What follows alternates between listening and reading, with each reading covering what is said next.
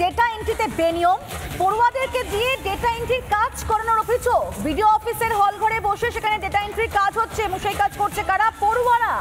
পরশুরাতেও BDO অফিসে বসে রয়েছে, ডেটা এন্ট্রি কাজ হচ্ছে, পড়ুয়াদেরকে নিয়ে ডেটা এন্ট্রি করানোর অভিযোগ সামনে আসছে। এর আগেও কিন্তু কড়া পদক্ষেপ নিয়েছিল নির্বাচন কমিশন, তারপরও দেখা যাচ্ছে সেই একই অভিযোগ।